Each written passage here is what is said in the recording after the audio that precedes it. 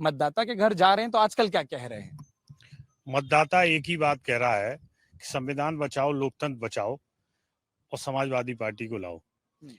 ये 2009 में 41 इटावा लोकसभा 2009 में ये अनुसूचित जाति के लिए आरक्षित हुई, तो सबसे पहला हमारा समाजवादी पार्टी का सांसद यहाँ बना। तथ्य बता दूं कि वो सांसद बना एक एशिया का प्रथम बिलाक महेवा का रहने वाला था, और आज जो हमारा वर्तमान में प्रत्याशी हैं वो भी उस एशिया के प्रथम बिलाक के रहने वाले हैं। उनकी पत्नी बिलाक प्रमुख है, और जो वो सांसद बने थे उनकी भी पत्नी बिलाक प्रमुख थी। ये बहुत बड़ा संयोग है। इसीलिए हम दावे से कह सकते हैं कि पहला सांसद हमारा था, और ये बताया जा रहा है कि इस बार चुनाव नहीं होगा। अगर यही सरकार आ गई तो ये आखिरी चुनाव है, तो आखिरी वाला भी चुनाव में हमारा सांसद बनेगा। आखिरी चुनाव में सांसद बनेगा। आपने संयोग का, मैं तो पूछने वाला था कि राजनीतिक टोटका तो नहीं है कि ये समीकरण साध लो, नीचे के समीकरण सज जाएंगे? नहीं है, इतिहास है। ये जो वर्तमान में जो भारतीय जनता पार्टी के जो सांसद बने वो दोनों ही बाहरी थे। पिछली बार भी जो बने वो बाहरी थे, उनका इस लोकसभा से लेना देना नहीं। आज तक उनका कोई घर नहीं बना है।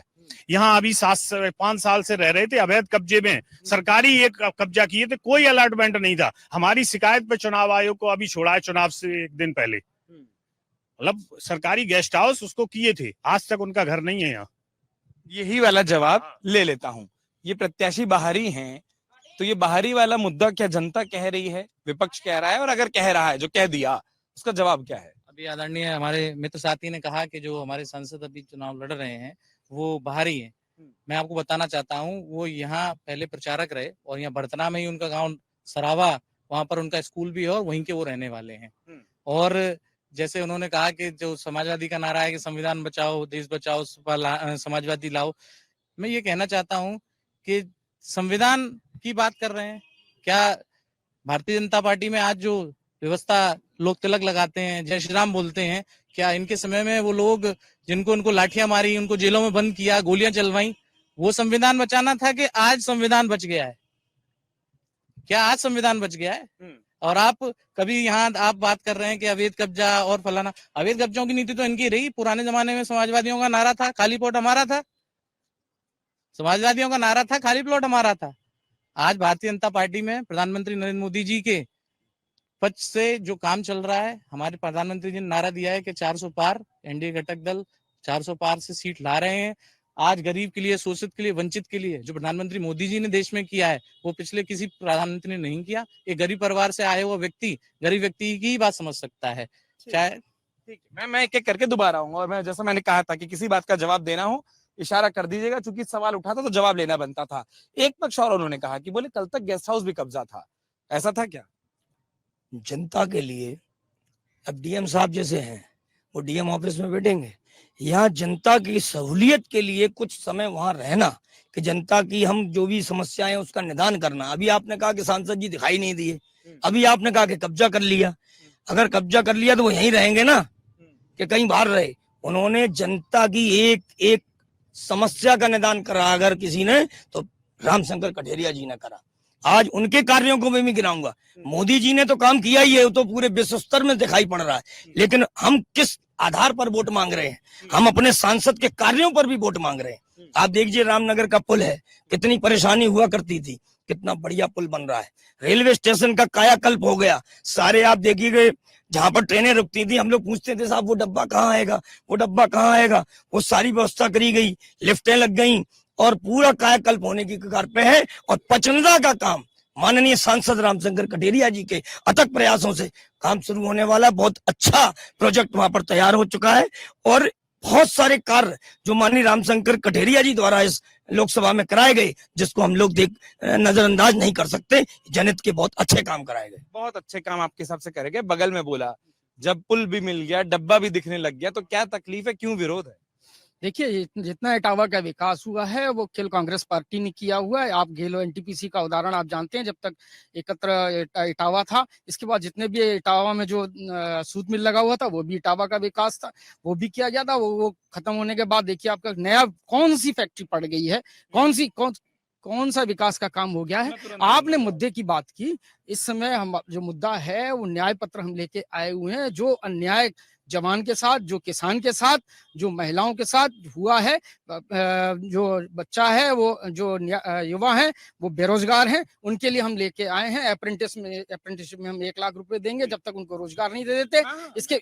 इसके बाद अन्य जो और भी योजनाएं हैं, जैसे किसानों के लिए हमने किया है कि उनको एमएसपी की हम गारंटी दे रहे हैं, और हम जो करते हैं वो करके दिखाते हैं। 80,000 करोड़ रुपए हमने जब माफ किया था यूपीए 1 में, तो हमने कोई जाति, धर्म और किसी पार्टी, मजहब नहीं देखा था, हमने 80,000 करोड़ करके दिखाया था।